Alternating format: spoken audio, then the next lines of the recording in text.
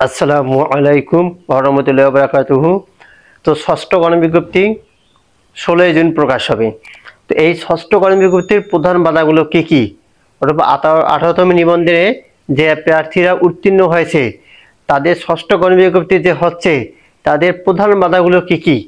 তো প্রথম, তাহলে ষষ্ঠ গণবিজ্ঞপ্তি আবেদন হচ্ছে প্রথম যে বাধাটা হচ্ছে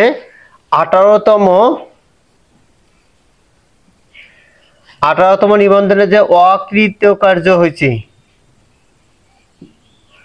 অকৃতকার্য 18তম নিবন্ধনে যে অকৃতকার্য যারা ফেল করেছে, যারা উত্তীর্ণ হয়নি, তারা কিন্তু একটা রিট অথবা আন্দোলন করার জন্য কিন্তু উঠে পড়ে লেগেছে। তো এখন তাদের দাবিটা কিন্তু সঠিক। কেন? কিছু কিছু বোর্ডে কিন্তু দেখা যাচ্ছে যে 29 জনে ফেল করছে, আবার 24 জনে ফেল করছে, 26 জনে ফেল করছে। আসলে একটা বোর্ডে এতগুলো স্টুডেন্ট তো ফেল করার কথা না। আরেকটা বিষয়, একটা শিক্ষার্থী চট্টগ্রাম বিশ্ববিদ্যালয়ে তার অনার্স মাস্টার্স কমপ্লিট হয়েছে, দেখা যাচ্ছে যে উনিও কিন্তু ফেল করেছে। এখন ওনার কিন্তু প্রশ্নটা এরকম ছিল যে আমার যোগ্যতাটা কোথায় কমতি ছিল। ওনার যে প্রশ্নগুলো করা হয়েছে সেগুলো কিন্তু উনি পেরেছে, তবুও কিন্তু উনি ফেল। তো এরকম অনেক স্টুডেন্ট আছে যেগুলো কিন্তু মোটামুটি প্রশ্ন উত্তর দেওয়ার পরে কিন্তু ফেল করেছে।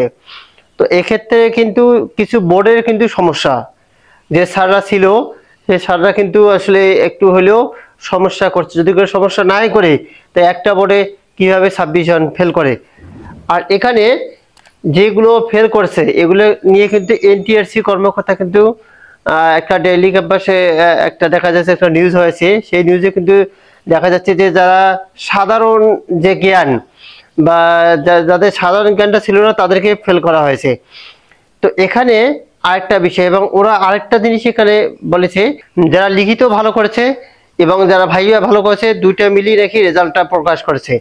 তো আসলে যখন লিখিত পরীক্ষা হয়েছে তখন কিন্তু 83,000 উত্তীর্ণ হয়েছে, 83,000 প্লাস। তখন তো তারা একটা কাটমার্ক ছিল, ওই অনুযায়ী কিন্তু তারা টিকেছে। তো তারা কিভাবে লিখিতটা কম মার্কস পায়, তো এটা নিয়ে কিন্তু ওরা একটা যুক্তি দেখাইছে। তো আসলে এদের কিন্তু এরা যে আন্দোলন করতে চাচ্ছে বা রিট করে চাচ্ছে 18তম যেগুলো ফেল করেছে তাদের কিন্তু এটা যুক্তি ঠিক আছে, কিন্তু রিট এবং আন্দোলন করে কিন্তু রেজাল্ট পরিবর্তন করা যাবে না। যেটা রেজাল্ট পাবলিশ হয়ে গেছে সেটাই ঠিক, এবং এরা যতই আন্দোলন করুক না কেন ষষ্ঠ গণবিজ্ঞপ্তি আটকাতে পারবে না। এরপর এই পাশে 35 প্লাস, যারা 35 প্লাস আছে তারাও কিন্তু আন্দোলন করতেছে। যে আসলে 35 প্লাস যাদের, তারা কিন্তু চাচ্ছে যে তাদের একটা সুযোগ দেওয়া হোক বা গণবিজ্ঞপ্তিতে আবেদন করার সুযোগ দেওয়া হোক। আসলে তারা যে 35 প্লাস আন্দোলন করতেছে, এই আন্দোলন কিন্তু ষষ্ঠ গণবিজ্ঞপ্তি আটকাতে পারবে না। কেন? এনটিআরসি কিন্তু এ পর্যন্ত যতগুলো রিট, যতগুলো আন্দোলন হয়েছে একটা তো কিন্তু কান দেয়নি, ওরা ওদের গতিতে কিন্তু কাজ করেছে। তো সুতরাং এটাও কিন্তু দেখা যাচ্ছে যে ষষ্ঠ গণবিজ্ঞপ্তির প্রধান বাধা হিসাবে দাঁড়াতে পারে এই 35 প্লাস।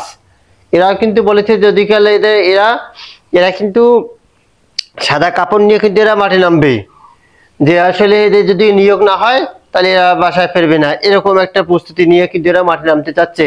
কিন্তু এরা মাঠে নামলেও কিন্তু এনটিআরসি যে গতি, ওই গতিতে কিন্তু ওরা কাজ করবে। এরপর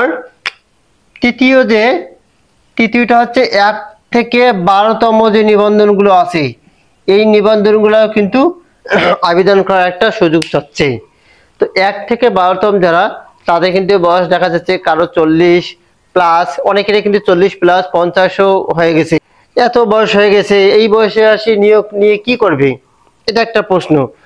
আর হচ্ছে যে এরা যে আন্দোলনটা করতেছে, এই আন্দোলনটা কিন্তু এরা বেশ কয়েক মাস থেকে এরা কিন্তু উঠে পড়ে লেগেছে 1 থেকে 12তম নিবন্ধনধারীরা।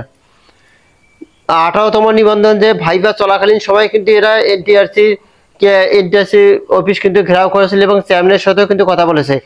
এখন এদের যে বয়স হয়েছে, এরা এই মুহূর্তে নিয়োগ নিয়ে আসলে কি করতে চাচ্ছে, এগুলো এগুলো দেখা যাচ্ছে যে 50+ কিন্তু কারো বয়স হয়ে গেছে। তো এরাও কিন্তু ষষ্ঠ গণবিজ্ঞপ্তির কিন্তু প্রধান বাধা হিসেবে কিন্তু দাঁড়াতে পারে। তবে এনটিআরসি এই 1 থেকে 12তম কিন্তু বলে দিয়েছে যে ওরা বলেছে 1 থেকে 16তম নিবন্ধনধারীরা কোনো ষষ্ঠ গণবিজ্ঞপ্তিতে আবেদন করতে পারবে না। তার মানে এই 1 থেকে 16তম কিন্তু বাতিল হয়েছে। এরপর 17তম কিন্তু বাতিল বলতে 17তম যারা 35+, যারা 35+ হয়েছে তারাও কিন্তু বাতিল। আর 17তম যারা 35 নিচে আছে তারা কিন্তু ষষ্ঠ গণবিজ্ঞপ্তিতে আবেদন করতে পারবে। তো এই ষষ্ঠ গণবিজ্ঞপ্তির যে প্রধান বাধাগুলো আসলে এখানে অকৃতকার্য বা যেগুলো ফেল করেছে 18তম নিবন্ধনের সেগুলো কিন্তু আন্দোলন বা রিট করতে চাচ্ছে, আর এগুলো কিন্তু ষষ্ঠ গণবিজ্ঞপ্তি কিন্তু প্রধান বাধা হতে পারে। এরপর হচ্ছে 35+রাও কিন্তু এরাও কিন্তু আন্দোলন করতেছে, এরাও কিন্তু একটা প্রধান বাধা হতে পারে। এরপর 1 থেকে 12তম যে নিবন্ধনধারীরা আছে এরাও কিন্তু আন্দোলন করতেছে, এরাও কিন্তু মাঠে নামবে। তো এরাও কিন্তু প্রধান বাধা হতে পারে। এখন এই হচ্ছে, এবং 17তম যে নিবন্ধন 35+, এই 35+রা কিন্তু দেখা যাচ্ছে যে এখানে এসে অ্যাড হবে, এদের সাথে অ্যাড হওয়ার পর কিন্তু এই আন্দোলনে অংশগ্রহণ করবে। তবে ষষ্ঠ গণবিজ্ঞপ্তি যতই আন্দোলন করুক, যতই রিট করুক, এনটিআরসি কিন্তু এটা একটাও কানে নেবে না। এনটিআরসি কিন্তু প্রশাসনে কিন্তু অলরেডি একটা চিঠি দিয়েছে এবং প্রশাসন আরো কড়া করবে এনটিআরসি অফিস। তো সেক্ষেত্রে এনটিআরসি কিন্তু এইগুলো কোনোটাই বাধা দিতে পারবে না ষষ্ঠ গণবিজ্ঞপ্তি। 16ই জুনে যে প্রকাশ হওয়ার কথা 16ই জুনে প্রকাশ হবে, এবং 22শে জুন থেকে আবেদন শুরু হবে এবং 10শে জুলাই থেকে আবেদন শেষ। এটা কিন্তু এই যতই এরা আন্দোলন করুক ষষ্ঠ গণবিজ্ঞপ্তি এটা কিন্তু বাধা হতে পারবে না।